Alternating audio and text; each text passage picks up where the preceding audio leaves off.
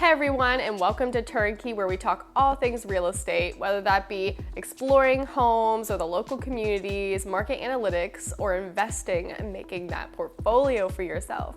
My name is Shay, and I'm a realtor here in South Carolina. Specifically, Charleston is the area I expertise in, and today I'm going to be hitting two birds with one stone. I'm going to be covering a local community that is great for investors, and I'm going to give you the market analytics around it. With that said, this is going to be a video that's on a growing playlist on my channel called Investing in Charleston, so stay tuned for more. And without further ado, let's just get to that meat and potatoes of the video.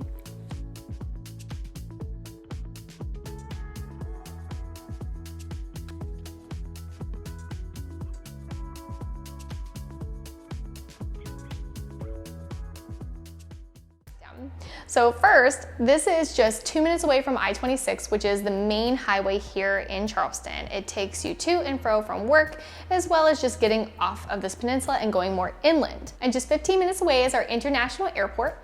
And so that's perfect for vacationers. They don't have to go very far to get here. And yes, Uber is very prevalent in Charleston. What's awesome about Dorchester Terrace is that it's also only minutes away from Park Circle, an already up and coming area and on the verge of booming.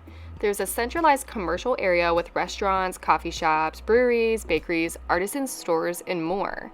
The North Charleston High School and the Cooper River Center for Advanced Studies is also located here in Park Circle.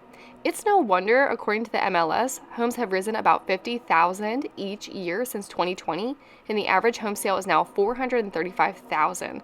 With that said though, to bring it back to Dorchester Terrace, it's a great opportunity to live within 5 minutes of Park Circle and all its amenities and entertainment.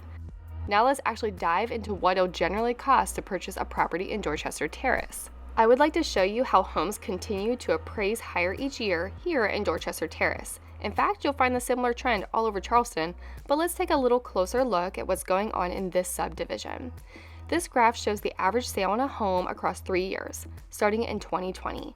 At the end of 2020, the average market value of a home was right around $103,000. And just only 2 years later, the average market value has shot up to nearly $200,000 per year. That's a rise of about $50,000 each year. Sidebar, fascinating that this is the average jump for Park Circle each year too.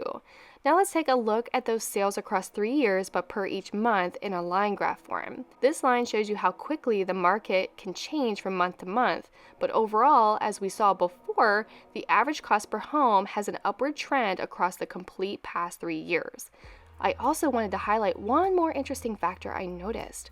At the market's height at the end of 2021 in the month of December, the average home sale was $241,000.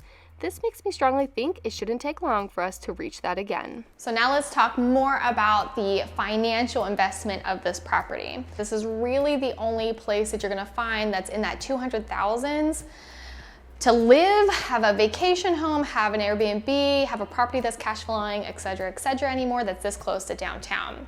You have other areas such as Mount Pleasant where they've boomed over the past 10 years, already boomed, and those homes on average at the end of last year were about $800,000 per average home. And then if you look at West Ashley, which is on the other side of the peninsula, those homes are looking at $450,000 to $500,000. And below, as you go more towards the ocean, towards Folly Beach, those homes again around that $500,000 mark on average by the end of last year on MLS data. And now here on top of the peninsula, and we call this the bottleneck.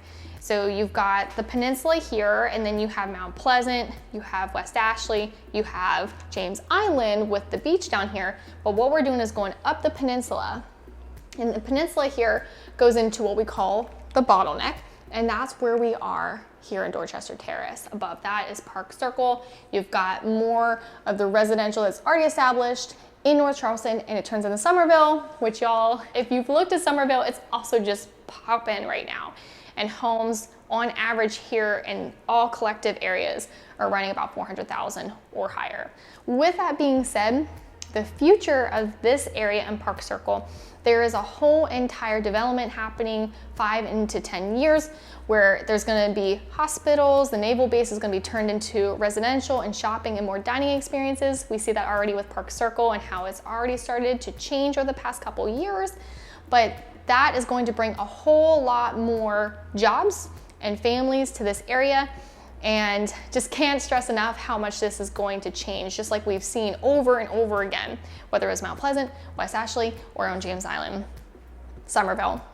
And now this is we're just kind of encroaching. Somerville is coming down, and since scarcity and land is all taken up here, we're really just coming into this centralized point, and that's again where we are today, Dorchester Terrace.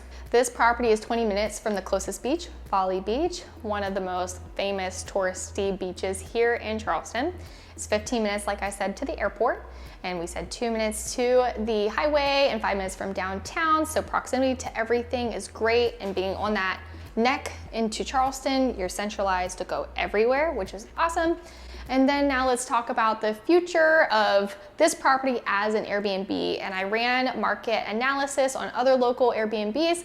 And so your hottest months here are going to be from March to August. I saw that 50% of the time, if that's the occupancy, which is the average, that you can bring in about $2,300 per month here, which is about $27,400. And then if you can increase your occupancy higher than that to 75% of the year, then you can bring in about $3,000 a month, and that's about $34,000 per year.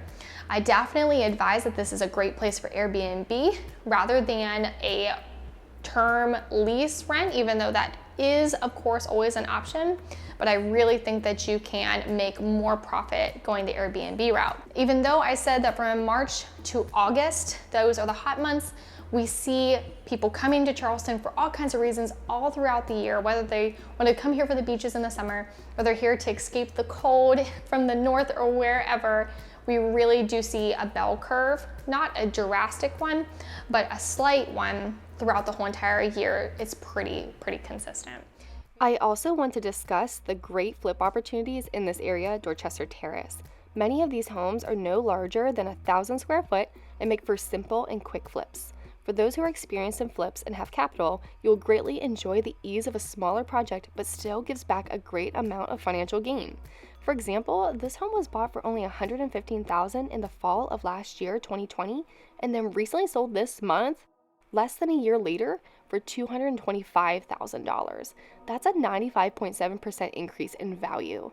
If you'd like more information on that, please let me know. Always feel free to reach out, and I am happy to support everything that I'm sharing with you with data and graphs and all of that great stuff. All right, so welcome back. What you just watched was a portion of another video that I filmed a couple of weeks ago. I did a walkthrough in a home at an Airbnb investment property in Dorchester Terrace. And there were so many questions that prompted from that portion of the video.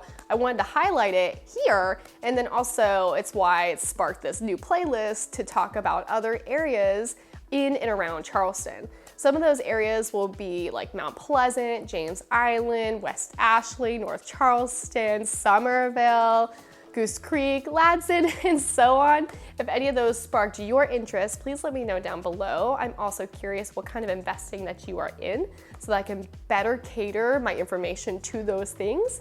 And thank you so much for watching. Subscribe, like this video, save it for later, and I know we'll turn key another day real soon. Thank you so much. Bye.